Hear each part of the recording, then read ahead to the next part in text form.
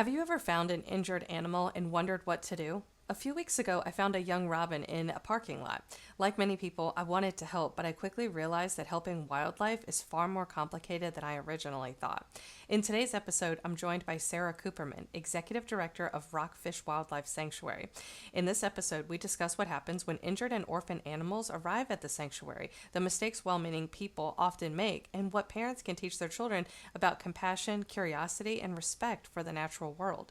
We also explore why children are so naturally drawn to animals, how time in nature shapes character, and what wildlife can teach us about patience, empathy, and our place in the world.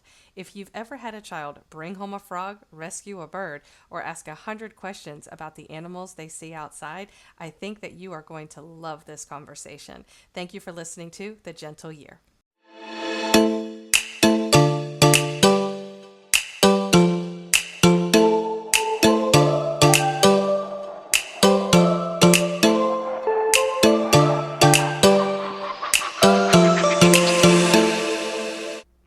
Hey guys, welcome back to The Gentle Year. We have an amazing guest today. We have Sarah Cooperman here. She'll tell us her title actually, but she works at the Rockfish Sanctuary, Animal Sanctuary, where I took the bird. So for those of you guys who are in the Gentle Year Facebook group, you'll remember that I posted some pictures and a video of this bird that had fallen in the parking lot near where I live, and I didn't know what to do with him, and I didn't want to just leave him. And so I have to ask Sarah, how is the bird doing? But first, please introduce yourself and then tell us how the little fledgling is. Wonderful. Hi, everyone. My name is Sarah Cooperman, and I'm the Executive Director at Rockfish Wildlife Sanctuary. That little bird is doing really well. I'm so happy to share. So he started off, or she, I don't know. We don't know. But he started off in one of our songbird incubators, and we do feed our baby birds every 30 minutes from 7 a.m. till 7 p.m.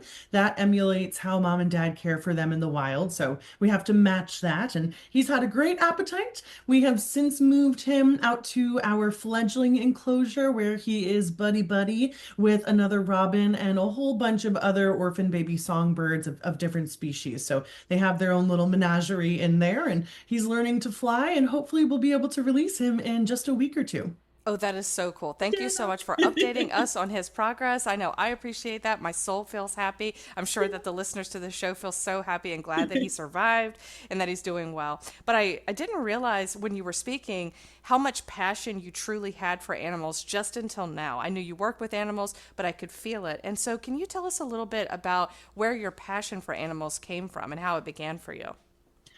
That's very hard to say because I think I've always just been a total animal nut job, as I would affectionately call the animal lovers out there and myself.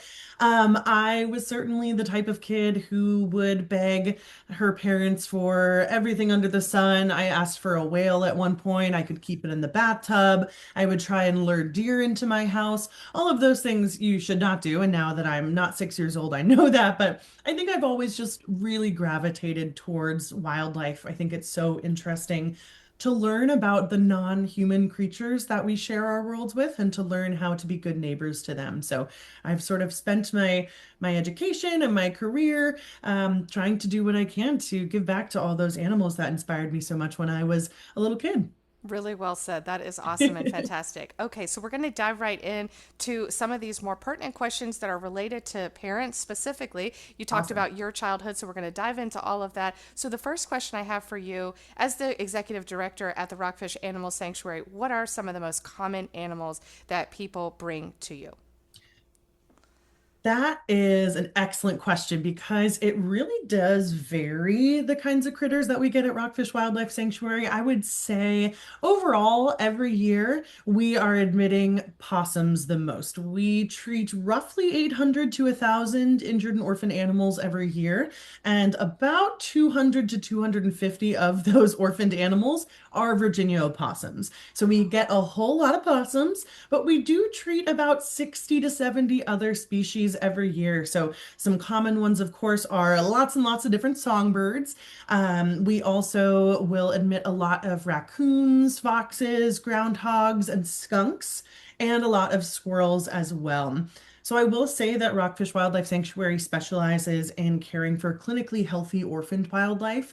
We don't have a vet at our facility, so anything that is really injured or ill beyond what basic supportive treatments can help with, we'll transfer them over to our friends at the Wildlife Center of Virginia in Waynesboro, who specialize in medically needy patients. So they can get their veterinary care and diagnostics there, and in return, the Wildlife Center sends us the bulk of their healthy orphaned wildlife babies. So we really take a lot of care to provide species specific, natural history informed care so that we can get those teeny tiny little babies grown up and out back to the wilds where they belong. So it depends on we get a lot of different types of critters, but I would say those ones I mentioned are kind of the baseline. That is so interesting. When you said possum, I would not have guessed that to be the number one animal, but how cool is that? So, you also mentioned something earlier about feeding the bird every 30 Mhm. minutes because that's what it would experience out in the wild. I did not know that. That was a Yeah. nice fun fact. When I first got the bird, I looked online and the very first thing that it said was do not feed it, do not hydrate it, do not do anything like that because you could kill the animal. So, what are some of the biggest mistakes that well meaning people do when they find an injured animal?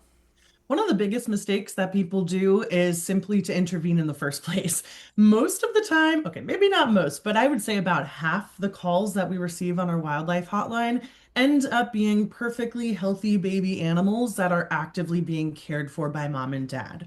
So the second that a child or an adult intervenes and starts to handle that baby, takes it inside and feeds them, that actually prevents them from being able to oftentimes be released back to their parents if they have started to feed them. So I would say that's kind of the number one thing is intervening at all in the first place. We always encourage people who think they've spotted an animal in need to give our hotline a call first because we can help determine basically whether or not that animal is one that truly does need professional care. And if so, what you found on the internet is exactly right. All we ask of our rescuers is to contain that animal in a ventilated box and provide no food or water. Doing so can indeed endanger the life of the baby because if you feed it before it's well hydrated or if you feed it incorrectly, it can lead to aspiration. It can lead to really severe gastrointestinal issues. And for such a teeny tiny little animal, any kind of complication like that can be a death sentence. Oh wow. Okay. Well, I'm glad I took that seriously and Yeah, did not overstep my bounds there. I yeah, didn't want to do anything to hurt the little baby. So, thank you for of educating course. us on that. So, how can a parent tell the difference between an animal that truly needs help and one that should be left alone, especially if they have kids because you know how you were, I am, we're finding these animals or they find us. I don't know which happens, but Right. It's going to depend on the species. I would say for the most part, we're getting calls about healthy fledglings, and those are essentially juvenile birds that have hopped out of the nest, but they can't quite fly yet. They have some of their adult feathers coming in, but they still look a little grumpy, a little fluffy, and they may not move when you approach them because they don't really know how to fly yet. Mom and dad are still likely in the area caring for them. So, what people can do if they think they found an orphan bird on the ground is, of course, get in touch with our hotline. We can help determine whether it is a fledgling versus a nestling and re-nest it from there. But if it is a healthy fledgling, what you'll see is actually poop.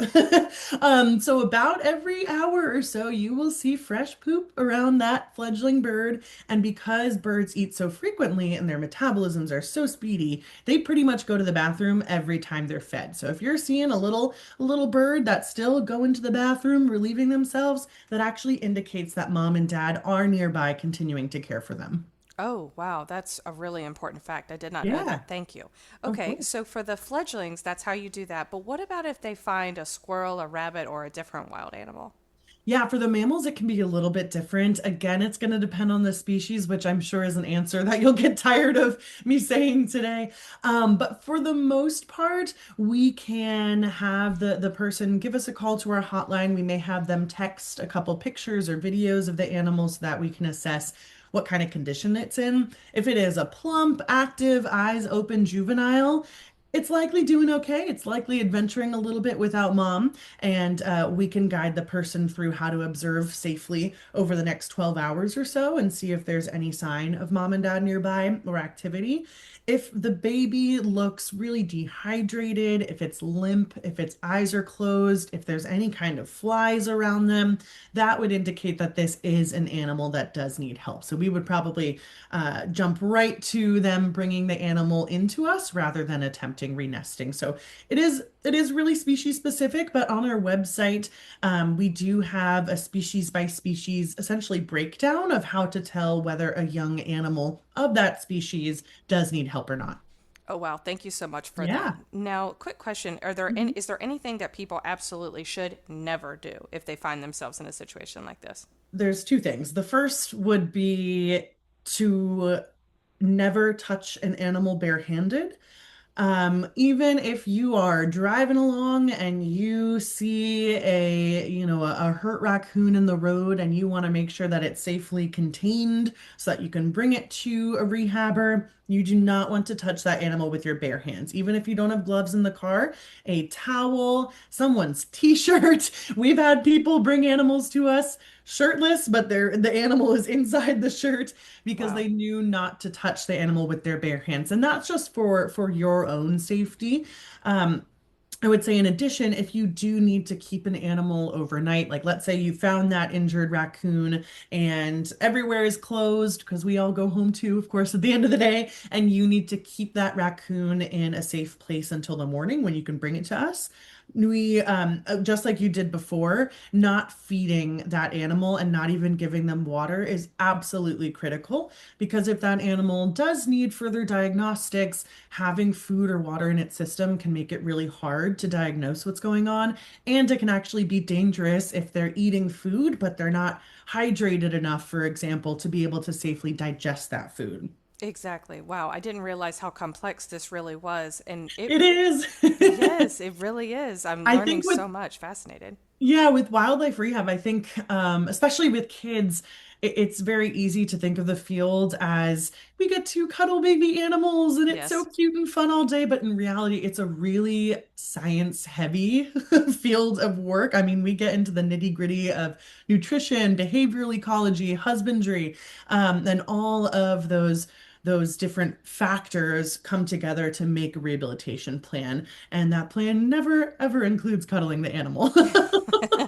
Unfortunately, Yeah. no, it does not. It definitely does not. Well, you've mentioned some really interesting ways that, well-intentioned people can actually make the situation worse, which hmm the hydrating and the feeding of the animals, Yeah. and of course picking them up with their bare hands, or potentially touching an animal that is currently, and actively being taken care of by its own kind. And so there's a lot of information to that. So what do you personally wish every parent knew or taught their child that interacts with wildlife? Maybe they, I know a lot of kids that absolutely just gravitate towards nature, but they don't really have a lot of knowledge. So what do you wish every parent taught their child? I wish that every parent taught their child the value of simply watching and observing something. I think, especially for kids, I know I was the type of kid where the second I saw a turtle or a frog or a snake, I wanted to grab it. I wanted to get up in its face. But doing so only increases the risk of a bite or something like that, the risk of spreading disease between you or the animal, and just it stresses the animal out so, so much. So I wish that more folks in our community understood the value of when you see a really cool animal, it's awesome to take some photos of it. Get your zoom lens going.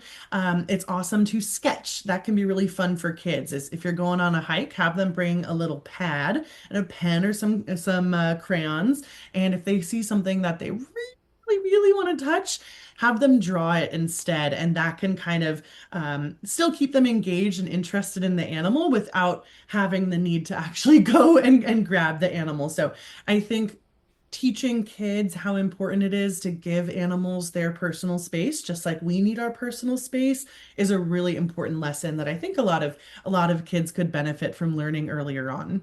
Absolutely. So you're not advising that they follow and do what the Instagram, influencers are doing that go out into the No. wild.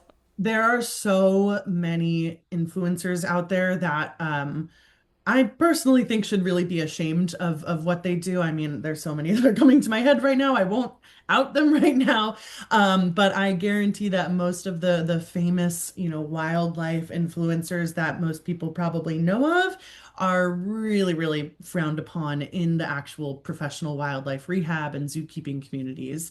So yeah, the best thing to do for wildlife is simply enjoy them from afar, learn about them from afar, advocate for them from afar, but there is absolutely no reason why you should just be picking up an animal for the sake of picking it up. Okay, so that's a really good point. Thank you for sharing that. Now, if a person does want to go into an animal related field, such as what you're doing, what kind of education do they need? I think the most important thing that especially young people can do is, outside of just going to school, is start volunteering somewhere. And that doesn't necessarily have to be at a wildlife organization if you don't live near one. Your local humane society or SPCA or even vet clinics are still really great opportunities to learn about proper animal handling, working with animals that are inherently kind of stressed out. Those are really important skills if you're interested in the fields of wildlife conservation or rehabilitation more broadly. I will say that pretty much, all of our employees at the sanctuary have gone to a 4-year college. We all studied biology or zoology or conservation science, and most of us did internships over the summers, either doing field work. So we're getting dirty out in the woods, learning and trapping different animals for ongoing research, or even wildlife rehabilitation internships that our organization and pretty much every other wildlife rehabilitation organization that I know of does offer summer internships. So those are really great ways to build the handling skills, the triage skills, and care skills that you need to kind of make a career out of this. This is really cool. Thank you for that. Yeah. And it's really fascinating. I wish I had known about this when I was younger. It may have changed the trajectory of what I did for a living, but it's really cool either way. So I have an interesting observation. I have noticed on social media that there seems to be an attraction that children have with animals. They're just naturally drawn to them. And I'm wondering what your opinion is on why that connection appears to be so strong. That's a really interesting question. And to be honest, I'm not an expert in childhood development or early education or anything like that. But just speaking from my own experience, I think part of that draw, part of that allure is that I've noticed that kids tend to be really naturally curious. When you're a child, the entire world is your oyster in terms of new things that you can learn about out there. And I think animals, just the kingdom of animals, presents a really rich opportunity to be able to never stop learning. Like there are so many animals out there, even our native species that I am in some ways an expert on today. There's still so many things about each of those individual animals that I don't know. I know how to triage and care for a Canada goose, but I'm still learning facts, natural history facts about Canada geese. So yeah, I think animals just really present for a curious mind the opportunity to have a life of learning ahead of them and be able to stay curious. Yeah, that is so true. Well said. So, in terms of human nature, a lot of people say that we can learn a lot from animals as humans, and a lot of people make comparisons to dogs and how loving they are and how we should be more like that. Or sometimes you'll see an animal. I don't know if these videos are fake or not. They could very well be, but I've seen videos where animals, one species of an animal, will actually rescue either a human child that may have been abandoned, or they'll look out for it in some way. And in some of these videos, you'll see humans just walking right past, but the animal has somehow taken notice and is protecting this vulnerable either wildlife species or a human. And so I'm curious to know what you think about animals and human nature. Have animals taught you anything specific about human nature in your work? Another excellent question. I need to think about that for a moment. Absolutely. Take your time. Because, like, I'm thinking for my own self, I've always loved animals more than people, always. Mhm. Oh yeah. And I mean, it is what it is. It's like, it's nothing against people. It's just that as a child, there has never been a moment of doubt that I always loved animals more than people. Never. Mhm. And in my grandma and my family and stuff will sometimes say, Nikki, like, oh, you would pick your dog over me. And I'm like, yeah, like, Oh, for it's not, 100%. it's not even a question. It's not Yeah. even a question in my mind. There's no doubt. And like one time I dated this one guy, and I remember my sentence was structured in a way that offended him. And it was, I said something like, yeah, I love my dog, but I love you too. I said it like that. I love my dog, but I love you too. And he got mad. He was like, "You love me too?" And I hope that you got rid of him because Yeah, that's he's not the out. kind of answer. My partner knows that if there were a fire, the first thing I'm doing is getting George and running. He's responsible for himself, but I know that he would do the same for his dog, and I'm not offended. Exactly, Yeah. exactly. This is not a thing. So I love Yeah. that. So when you think about human nature, is there any particular quality of animals that maybe you respect a lot and that you see a lot in your work? Animals are incredibly resilient and I think can handle a lot more than we give them credit for. I do think also humans, we have a tendency to really project our uniquely human experiences and feelings onto animals, sometimes to their detriment. Like we tend to project our feelings of hope or disappointment or joy onto animals when that's not necessarily actually what that animal is doing. So I think it can lead to people misinterpreting animal behavior just because we tend to really want to see our feelings and emotions reflected back by that animal. So that is to say, I think that with wildlife and learning about wildlife, there's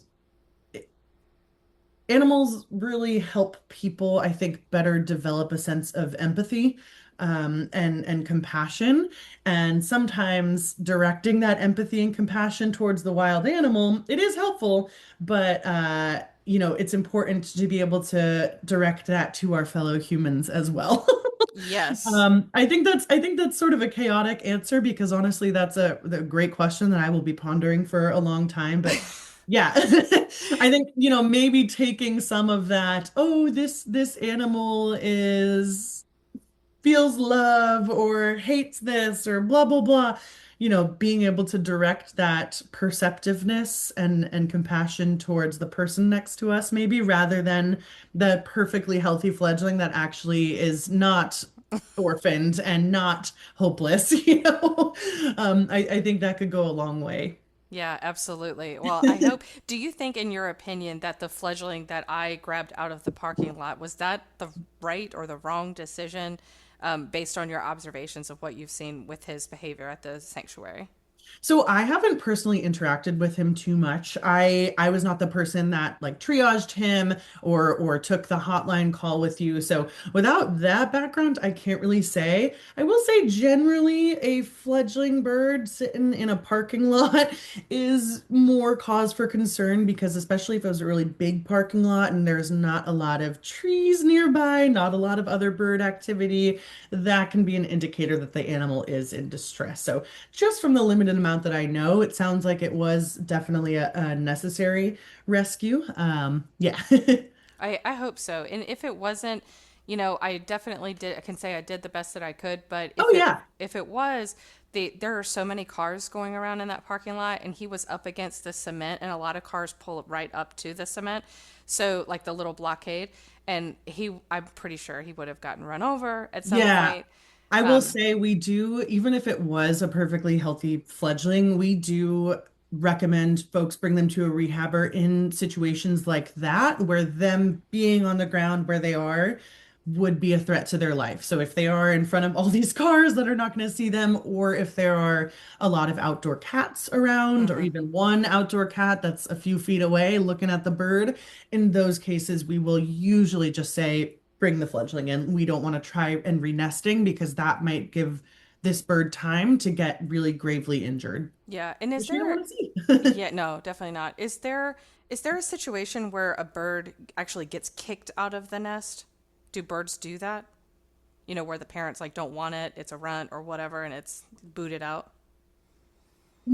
don't usually, for some species of birds, they definitely do favor a certain baby maybe over the others. We typically see that in raptors more often. So, for example, a red-shouldered hawk, if there is a clutch, meaning the group of four eggs, often the one that hatches first is going to end up being a little bit bigger and get a little bit more attention and resources from mom and dad. This can occasionally lead to sibling rivalry or injuries or being pushed out of the nest. So it is possible, but typically not something that we see a whole lot of. Usually, if a baby is on the ground and it's too early for it to be on the ground, we do recommend just picking it up and putting it right back in the nest if you can reach it because it probably just fell out. Probably was shuffling around and accidentally toppled out of the nest. Okay, okay, cool. Now, for parents, what are some age appropriate ways that parents can nurture a love of animals without creating a sense of fear or overprotectiveness around animal life? I think one of the most important things that parents can do to foster that interest and compassion in our creatures is simply to go outside and ask the child, what do they see? What kinds of animals do they see? What do they think that animal is up to? And if you as an adult are able to provide a little bit more information to that kid of, oh yeah, you see that squirrel over there and he's jumping around. It looks like he could be building a nest. Did you know that squirrels raise their babies in nests? Or, I think sometimes assigning some of that um, information, like, oh, yeah, that squirrel could be burying a nut. Do you know how helpful that is? That those nuts can grow into trees. And that's how we have this wonderful, beautiful yard. I think, qualifying every animal with all the good that it does for the rest of our backyard ecosystem, I think can help foster that sense of respect. I get this question a lot with snakes in particular. Snakes, unfortunately, still experience a lot of persecution and hatred that is totally unwarranted. Um, and I think being able to express to a child, hey, there are snakes out there, and if you stepped on a snake or if you're grabbing and twitching and, putting a stick up into the snake's face, that snake is going to get angry and try and protect itself because he wants you to go away. Explaining that kind of cause and effect versus snakes bite. Snakes are aggressive. Snakes are out to get you. Like the first one really empowers the child to learn cause and effect and learn the importance of respecting an animal's space. It can also give them the opportunity to learn the importance of that animal rather than the latter, snakes are aggressive, snakes bite. That only instills fear in a child. That does not give the child any sense of empowerment in how they could interact with that animal. Yeah, well said. That's really well said. I hadn't made the distinction in my mind about, saying, hey, this snake bites versus, hey, if you get near the snake and you agitate it, that this is the consequence of it. But it does make the language much more clear as to what's appropriate behavior Yeah, with I these think animals. also with little kids, we have a lot of folks that say, well, my kid really wants to play outside, but I'm really scared of them being bitten by a copperhead or something like Mm, that. How do I give them freedom without making them really scared to go outside? And I think that does come down to if it's age appropriate, if they're 6 or so and they can be outside for a little bit of time on their own, telling them about watch where you're stepping. Simply looking where you're stepping can make a huge difference. And also, if you are really worried, simply make sure that they're wearing some long pants and tall boots, like rain boots or something. If you have really tall grass and you're worried about snakes, have your kid throw on some rain boots and know that you're at least equipping them with a little bit of extra layers on there. yeah. That can help people feel a little bit more confident. Absolutely. Don't be running around with bare feet and Yeah, sandals and all that kind of stuff. exactly.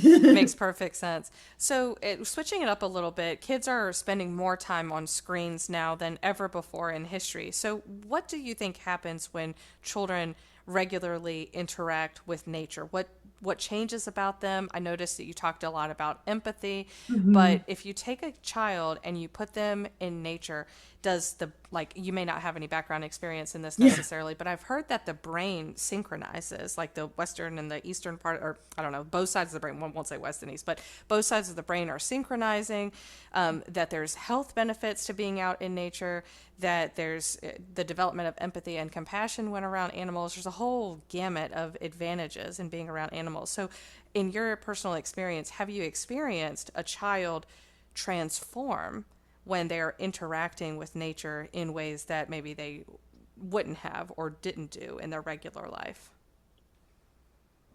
Another excellent question. I I don't personally have experience with that just because I don't have a lot of young kids in my life that I consistently see enough to notice a change.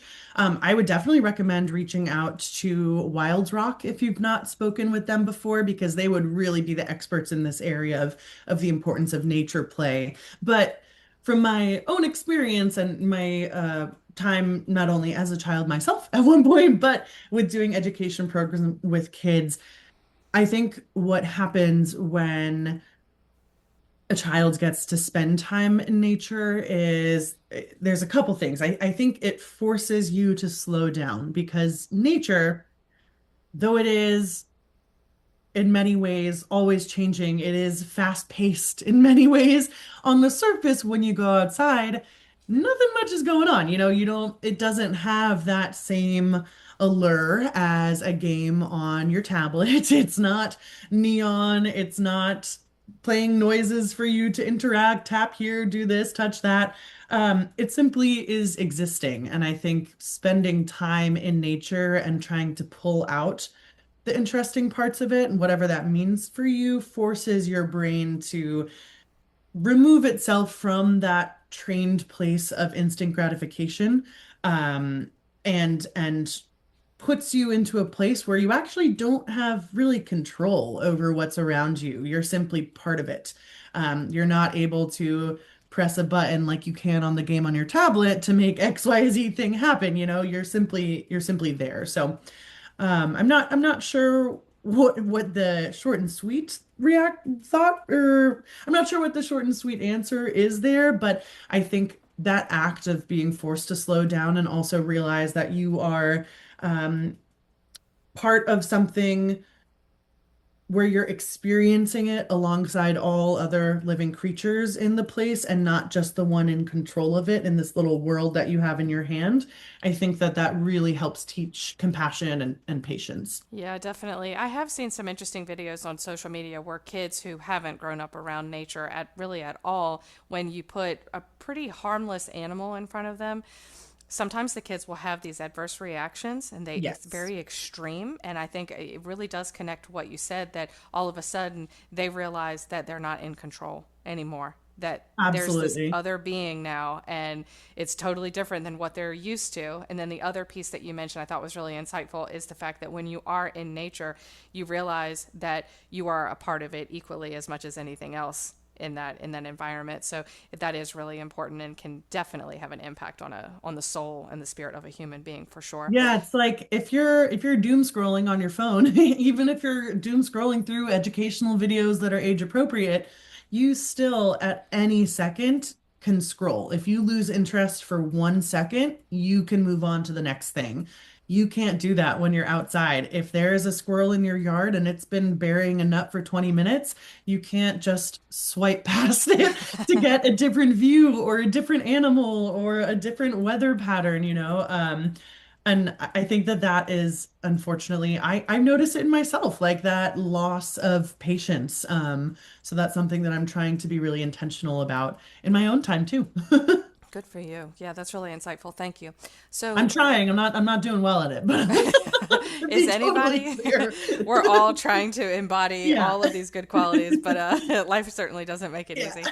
So, in terms of something a little bit more somber, I know that when I was a kid, the very first animal that I quote unquote rescued was a baby bunny, and my cat had it. My cat Yeah. was carrying it around in his mouth, and I was so devastated that my cat was like going to hurt this rabbit. So Yeah. I remember I threw a rock at my cat. I didn't hit the cat, but I threw a rock at it, and the cat let the rabbit go, and then I grabbed it and put it in a box, and I kept the baby bunny, and then I had to go to school. Mhm. And my grandma put it in like a little box with blankets and said that she was going to bottle feed it. And then I got home from school, and I remember I think I was riding home with my mom, and in the car, my mom told me that the bunny didn't make it. And I was Oh. so, I didn't, if I did cry, I know I wanted to cry. I could feel the tears welling up in my eyes, but I'm just not the type of person that loves to show emotion, Mhm. and even though I feel it. And so, anyway, I was really upset about that. So, of course, not every animal can be saved. Yeah. How do you handle those realities emotionally, or how do you think parents can do a good job of talking to their children about an animal that does not survive? This is an unfortunate reality of the work that we're in. So at Rockfish Wildlife Sanctuary, we successfully release about 50% of the patients that come to us, which actually is a really great release rate compared to other centers around the country. But that does mean that 50% of the animals coming to us are either dying in care, they require humane euthanasia due to the extent of their injuries or an illness, or occasionally they may be placed somewhere as an ambassador for captive continued care, but that's quite rare compared to those first two options. So it's definitely something that we have to stomach and get used to and be able to provide to an animal that does need to be relieved of its suffering. So I think there's kind of two things that parents can offer to their children. Um, the first is that the animal is no longer suffering, it is no longer in pain. That can be hard for some kids to grasp depending on how old they are, but certainly for tweens or early teens, that tends to be something that does resonate. If they brought an animal in that was caught by a cat and has a really severe injury, usually they understand that that animal was in a lot of pain, and it also would not have been able to live the rich, fulfilling life that it would have deserved in the wild. So ending that pain is usually the better choice. I think the other thing that can help parents talk to their children about, if the animal they saved did not make it and they're sad to get that update from us, is just how grateful we are that they took time out of their day to bring that animal to us in the first place. Because even though the animal passed, that animal was able to pass in a place that was warm, quiet, peaceful. They were fed, they were compassionately cared for. And that is such a gift for that animal compared to what it would have likely endured if it had just been left on the side of the parking lot or on the side of the road. So just the gratitude that our staff has for that child that found the animal and told its mom that we need to take this animal to get help, they did get that animal help, and that is something that parents should really celebrate and honor in their children, is when they see that spark of empathy, of compassion, of wanting to help. Just because the animal didn't make it doesn't mean that they didn't do a wonderful, amazing, heroic act of service for that animal. Wow, what beautiful and compassionate words that you've given us. I know I'm taking all of that to heart Yeah, I myself. know, but I mean, it is like we tell that to adults though too. I think people think if an animal came to us and it didn't make it, that what they did didn't matter, and that they drove 3 hours for nothing. But you didn't. You drove 3 hours because you wanted to save an animal's life, and just because it didn't work out that way, you saved that animal from suffering, and that alone is just a blessing and a gift, in all of our opinions in the field. Yes, absolutely. Wow, that's so beautiful and powerful. So as we sort of wind down, I have a few more questions for you. The Yeah. first is, out of all, you've treated, I'm sure it's all good. You've treated many, many animals before. So what keeps you coming back to this work every day? What keeps me coming back every day is the fact that I feel like I get to make an impact on the community that I live in and on the animals that are in my own backyard.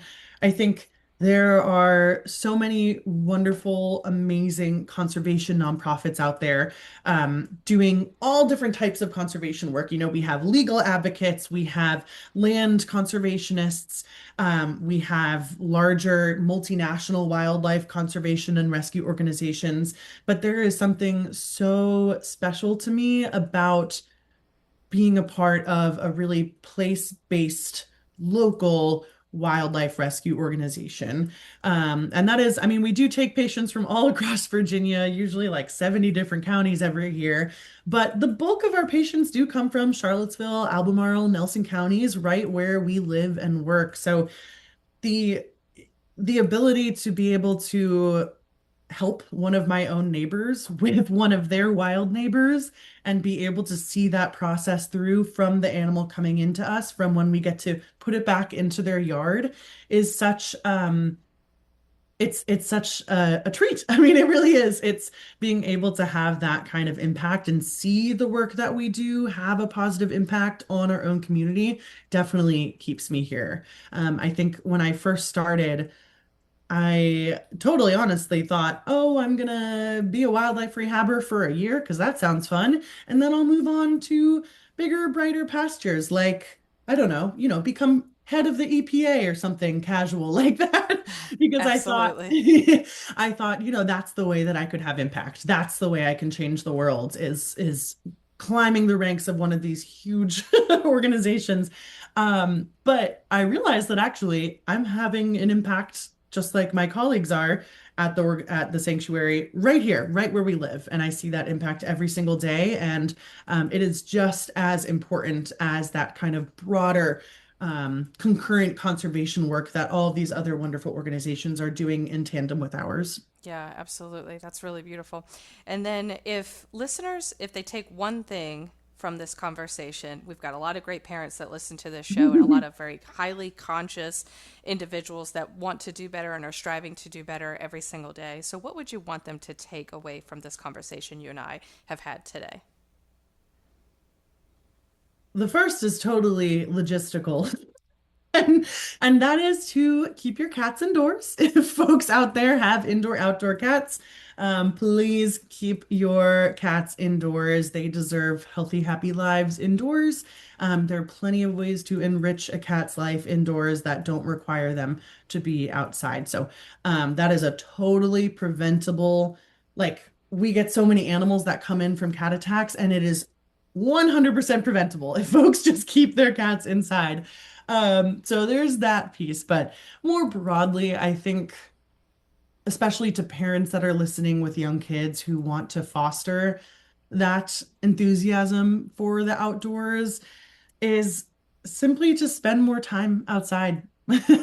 Even if it means having dinner outside, sitting on your porch steps. It's okay if you don't have a table. You can sit on your porch steps. You can sit in the grass. If you don't have a yard, like you live in an apartment, go outside and walk to the nearest patch of grass that you do have. Even spending 20 more minutes outside a week gives you an opportunity to see more of the wild neighbors that we have. And I think that just seeing them is often enough for a child to get that spark of curiosity, to want to learn more, to want to help that animal. Because I think there's no greater joy in the world than seeing a wild animal do what it has evolved over millions and millions and millions of years to do, whether it's a parent bluebird feeding a worm to its baby or a squirrel burying a nut.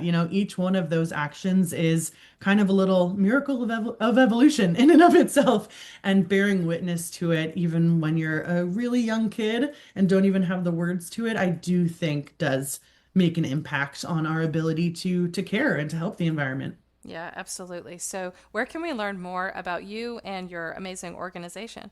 Yeah, so we would love for more people to know that we exist and learn about us and spread the word about the work that we're doing in our community. So I recommend that people check us out on social media. We're at Rockfish Wildlife Sanctuary on Instagram and Facebook, and I believe pretty much anywhere on social media as well.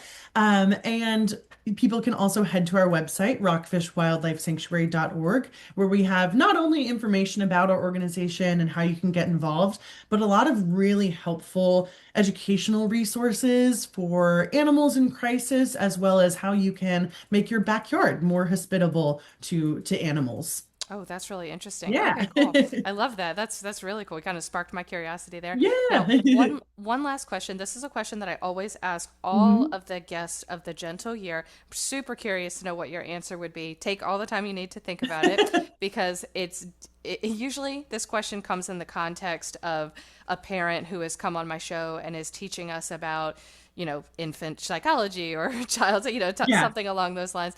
And so the question is, what do you personally believe is the most important education a child could ever receive? I think the most important education a child could ever receive is simply that we are part of nature. We are not an exception to nature.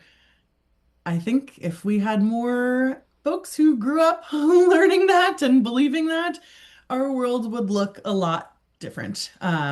And I think that starting to build that belief really does come down to, like I was saying, just simply spend more time outside and learn about how every single behavior and animal around us is something that has evolved over years and years and years and years just to be here at the very same time that you are. And how cool is it that we get to see all of it around us? And Absolutely. hopefully we can continue to.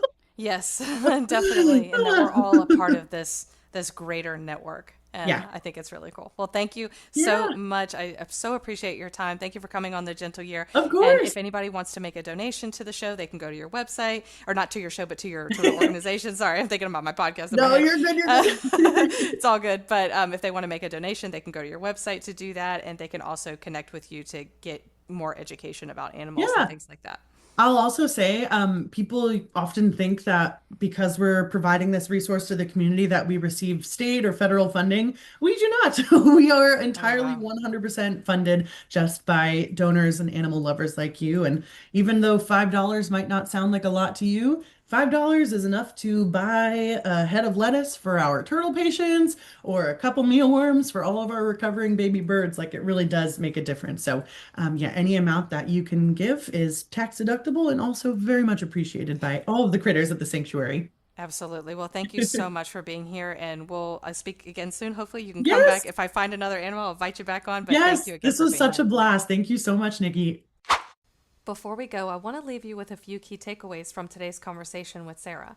First, not every animal that appears to need help actually needs to be rescued. Sometimes the most compassionate thing we can do is slow down, observe, and seek guidance before intervening. Second, curiosity is one of the greatest gifts we can nurture in our children. Whether it's watching a squirrel bury a nut, noticing a bird feeding its young, or simply spending a few extra minutes outside, those moments can spark a lifelong appreciation for the natural world.